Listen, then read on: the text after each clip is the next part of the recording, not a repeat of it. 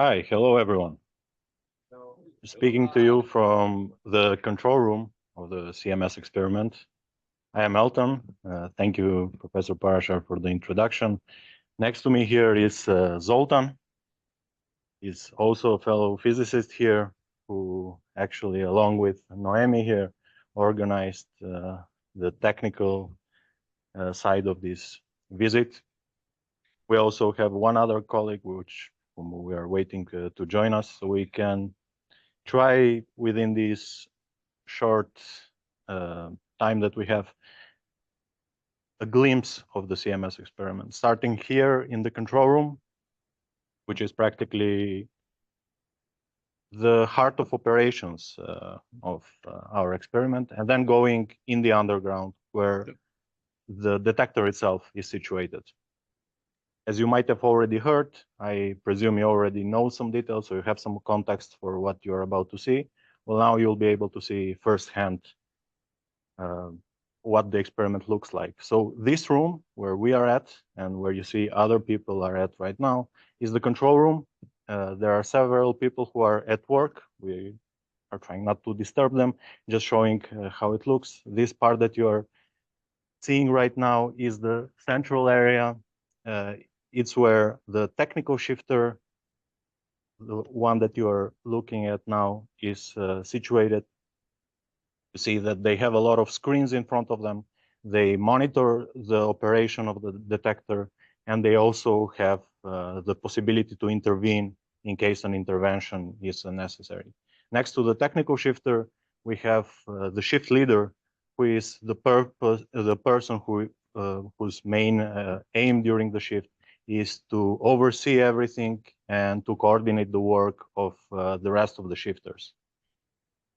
We see all sorts of different information displayed on the screen. We have both information about the LHC. Currently, the LHC is not operational. We see that we have no beam. So we are in a period where we are preparing the detector for the next phase of data taking, which should start next month.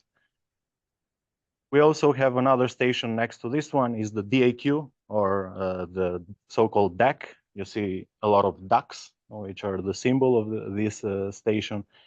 This is the data acquisition station. They are the people who are responsible for overseeing the data taking process, which is actually the main goal of our experiment, is to collect as much good quality physics data as possible, so then we can perform incredible physics analysis with them.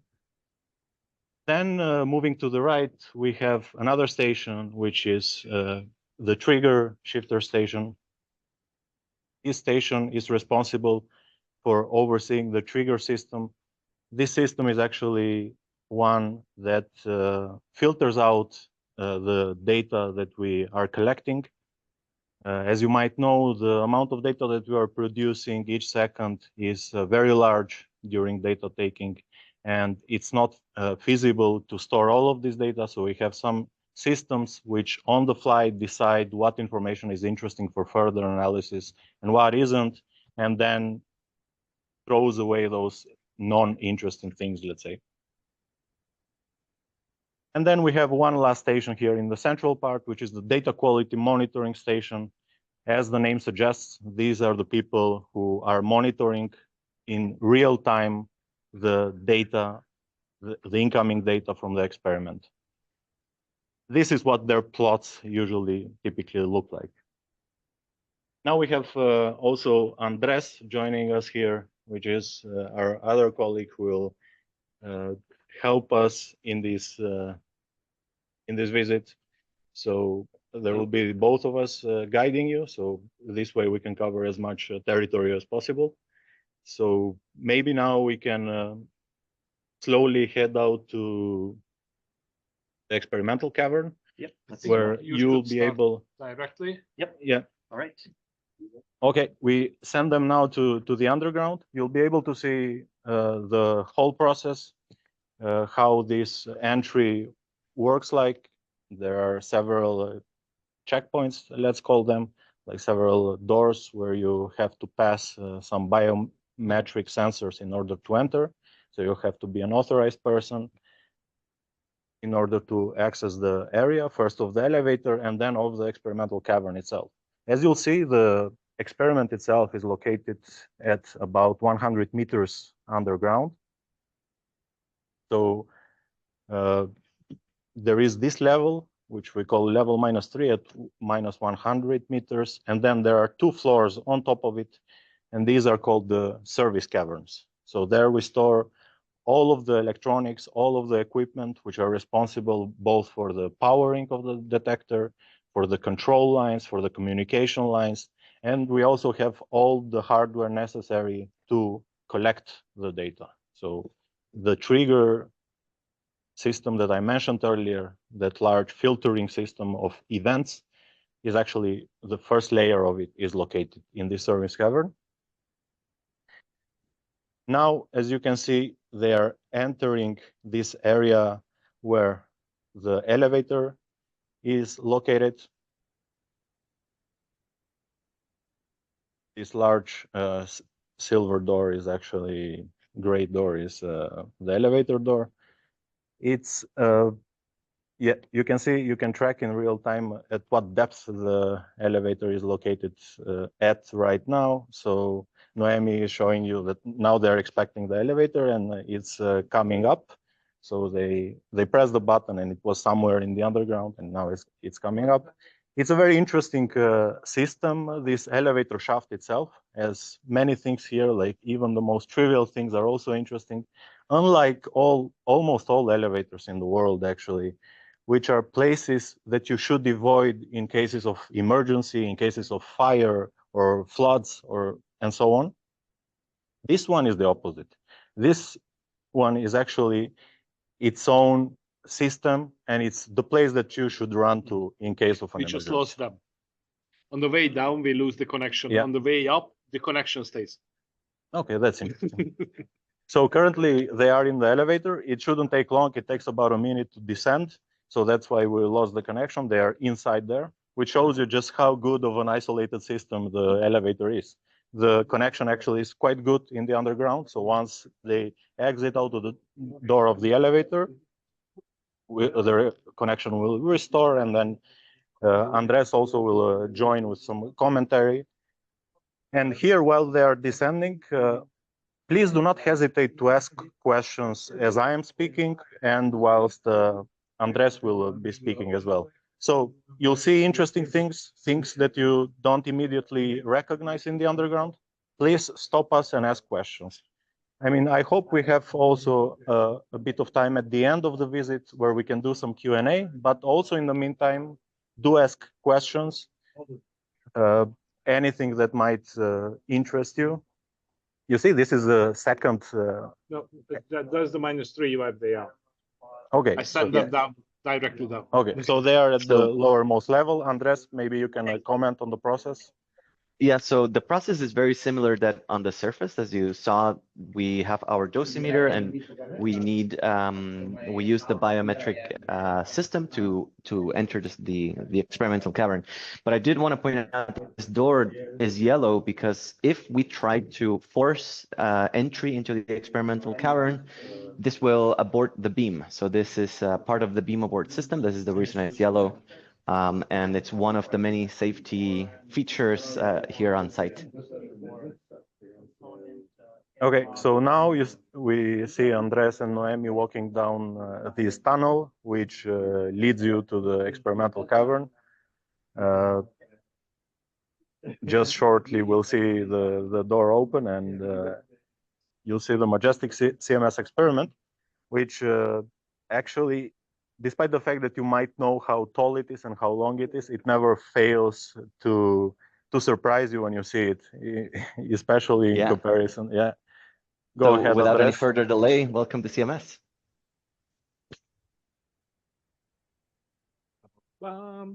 So I'll walk up to it just for scale. So the total height of the detector is a little bit more than 15 meters, which is the equivalent of a 5-story building. So imagine a 5-story building. This is the height of the detector itself. You can see here juxtaposed slide next to the live image that we are viewing, and this offers you an in-depth view, which unfortunately we cannot see at the moment. So we see layers of different sub-detectors, which actually constitute the CMS experiment. There are different kinds of technologies, which detecting technologies, which are implemented within the CMS detector. Maybe Andres, you can comment some more on what we see right now. Yeah. So we wanted to show you a bit of a closer look at CMS, and perhaps we can start with the well, how we move CMS. So CMS is, I think, as we might have already mentioned, very modular. So we have about a dozen slices, and we can actually move these slices with these orange feet. So this is a system of an air pad. So we actually can force compressed air through these air pads, and these will have enough air pressure to lift these very heavy slices on the order of a few tens of millimeters. So that helps us to reduce the friction enough so we can move the slices. And when I say very heavy, I mean a few hundred tons to a few thousand tons. So I would say on average, 500 tons is sort of a normal amount of weight that we're talking about here. And so this structure, again, is the support for this wheel in particular. So this is part of the slices that compose the end cap wheels of our detector. So CMS is closed at the moment. We'll try to give you an idea of what these segments or wheels look like, or slices. But I also wanted to highlight the fact that even though the magnetic field is off at the moment, we have, of course, a very large magnet that generates a very strong magnetic field, but we still have a residual magnetic field that we can very much still notice here, and especially on the edges of this support, we have a very obvious residual magnetic field. So we can actually, let me see if I can spread these out. These are all tight together. We are cheating. The field is stronger at the edges. For sure. but it's still noticeable enough that you can see this paper clip standing up, and we can sort of wiggle them around. Hopefully you can see that clearly.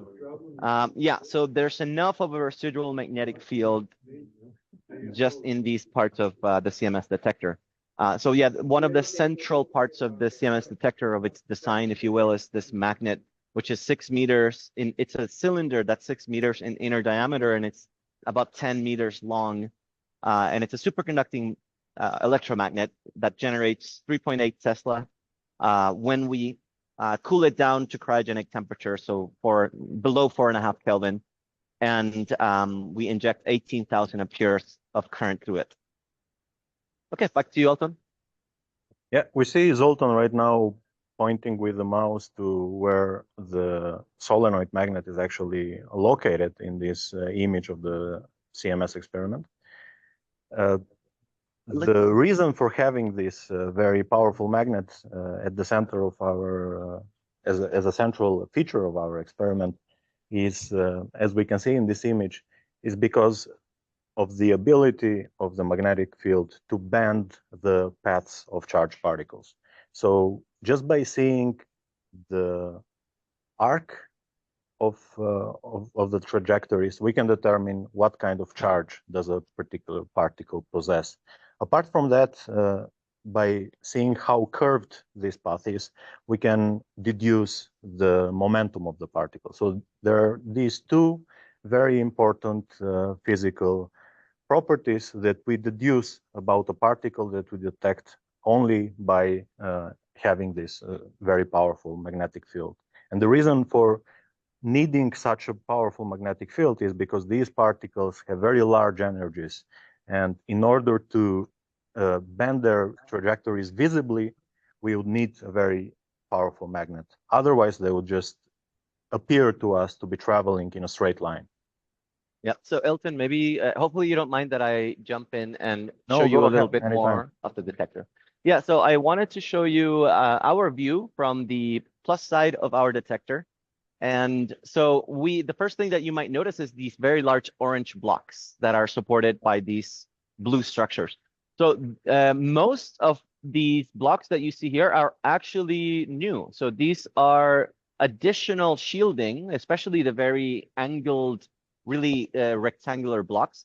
These are part of the new forward shielding that actually adds to the existing shielding, which you can see at the very rightmost. So the existing shielding is really cylindrical, and this sort of square blocks wrap around it to, yes, to add additional shielding. And so that's part of what was going on during this technical shutdown at the end of the year. I also wanted to highlight the hadronic forward calorimeter. So it's basically this block that is encapsulated in this green scaffolding, sort of, and it has these yellow supports below it. And what's cool is CMS is mostly closed, but you can actually see some parts of CMS that we used during this shutdown. So you actually can see on the right that we have this garage, and you can see it's the yellow doors are open, which is why I wanted to highlight it. So when we want to open up CMS, we actually have to take down HF, the hadronic forward. So we have to remove the supports and lower gradually the whole system. And then we can, and keep in mind that there's a bunch of cables connected to it, and we don't want to disconnect them. So there's this the special sort of cable chain that allows us to lower it down while bending these cables without having to disconnect them. And this all comes down, and then it gets put inside of this garage. And once that's done, then we can really start to open up the CMS one slice at a time. Okay, we'll walk around a little bit more, but if you're interested in seeing something specific, please let us know. Yeah, so this is to the students. If you have any questions, or as Andres said, if there's anything that you're curious about to see firsthand while they are still in the experimental cavern, please do ask. Any curiosities about the detector itself or about the physics that is being done using the collected data at this experiment? Yeah, so maybe in the meantime, I can just really try to show you here the gap between the slices. And hopefully you can appreciate that it's not a lot of space, especially when you compare this to other experiments such as Atlas and LHCb, for example. There's really not much empty space inside of CMS. I think we have a question here. Yes, please go ahead. You guys build a device in-house, or you outsource it to another company? Because I bet this is very precise measurements. Okay, could you repeat? You build a device in-house, or do you outsource it to another company? Okay, so the CMS collaboration is actually a collaboration of over 3,000 participants from tens of countries, different countries and institutes, including a lot of physicists, a lot of students, a lot of engineers, a lot of technical stuff as well. Most of the things are, most of the operations of the R&D, of the maintenance, etc., are performed by physicists and students. But there are some tasks within the experiment which are, let's say, outsourced to private companies as well. We have people here from different companies who work on site. But most of the things that is directly related to the specifics of detectors, so detector technology, is us physicists who deal with that directly. If you're referring to how the experiment was built, as Andres already mentioned, it's a very modular structure. So it's like a big Lego, which was built all over the world. And then the parts were sent here in Geneva, where it was assembled on the surface in a building next to the one that we are at right now. And then it was part by part descended to the experimental cavern through a shaft that is located just close to the place that we're looking at right now. So if I may jump in and show you an example of how things were produced in different countries and then brought to CERN. You can actually see, if you look closely at some of the structures we have here. So these supports were made in Pakistan. And I remember in the Muon, I don't know if we can easily see this, but there's some Pakistani flags in the Muon end cap here in this end plate of the Muon system. Yeah, So there's some examples of many of the components that were designed and built, constructed in different parts of the world and brought here to be part of our detector. So we're going to go up a little bit more. Yeah, sure. Go ahead and let me know when you want to say something more. Fun fact in this same context about building the detector, actually parts of the hadronic calorimeter of its readout system were actually produced by students. So students like yourselves, as part of the QuarkNet program, were involved in the production of these readout chips some 20 some years ago, which are still today used and are a functional part of the detector. So this just goes to show you just how big of a collaboration this is, and how many different people of different backgrounds and let's say education levels are involved in it. So starting from high school students to undergraduates to PhD students and so on. So it's a big collaboration. It's difficult to trace where everything came from, but I mean, it's a unique project in this aspect that everything came together in one place. It was assembled, and it's worked. I mean, it's not straightforward. It's easy to take it for granted, but if you think about it, like all of these components that it has, millions of readout channels, cables, chips, etc. All of it works perfectly together. So now we can see Andres is on the upper floors. And yeah, I wanted to jump in and show you a few things, if that's okay. Yeah, so you can see we're now on the minus side of the detector, and we are close to the top of CMS. And here on the left, you can of course see the new forward shielding in place, which I described before. You can also see HF, and you can see the Muon end plates, this red plate. And so inside is our CMS detector. I did want to highlight also the main shaft above us. So on the minus side here, you can see there's a yellow crane, and then just above that, it's a bit dark, but you can hopefully see that there's a tunnel, and this is the main shaft through which each of the CMS slices was craned down. And there's a few other things that are a bit interesting. So these red systems, these sort of boxes or cones, these are actually part of the fire suppression system. So these are designed to fill up the cavern very, very quickly with fire suppression foam in case of a fire. So we've never had to use these except for when they were first tested. We hope we don't need to use them. And yeah, going around, we can show you a few more things. And in fact, maybe we can, I see there's some lights close to the helium vessel. Maybe we can go check it out. Yeah, sure. Although maybe, okay, we'll try, but we're not sure we can access. Okay, yes, we'll just go close, but not exactly into the system. So yeah, I mentioned before that the CMS magnet is a cryogenic, it's a superconducting system, so it uses cryogenic cooling, and we have to use liquid helium to cool it down. So we have helium, we produce a lot of liquid helium at CERN, and in particular at CMS, you can see actually pretty well. Usually the lights are not on. So this is a nice view of the helium vessel. I can't remember the capacity, but this is quite a lot. This is a very large 5 tank. cubic meters. 5 cubic meters, yeah. And it's also interesting that you can see that there are these racks sitting on top. It's a bit dark. Let me turn on my light. Maybe that helps. But these blue racks may contain electronics that are potentially related to powering of the system. So this could be low voltage, high voltage. I suspect that's mostly what they are, but there could be some systems related to the readout, or at least for reading out the conditions of the detector. That could mean temperature. It could mean gas pressure, things like that.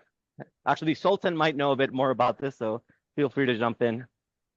Yeah, and we can also see some of the cabling. Noemi, if we come over here, you can get a sense of how much cabling is involved. Hopefully you can appreciate this, because I know it's a bit dark. But yeah, a lot of cabling, and you might I tried to point out before, there's also there's cooling lines and there's gas lines, and that all is a very, very complex system in order to provide the infrastructure necessary for our detector. Okay, and maybe we can have a quick view just from pretty much on top of the detector. So again, this is around 15 meters from the floor. That's only a 4-story building. Yeah. Only 4 stories, yes. All right, this is a great view. Maybe we can now take some more questions as we're approaching the 30 minutes that we. Or we can go ahead. No problem. If you have the time in the room, I mean, if we can extend the visit a little bit. We do have another question. Please go ahead.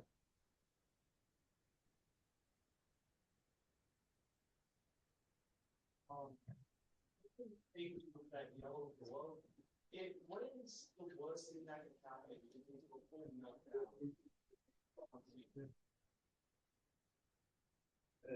So I master station and after there was doctor to RDG.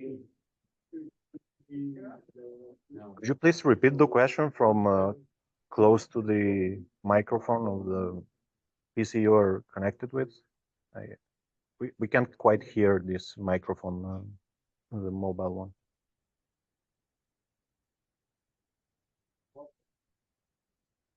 Try it now. No. Okay.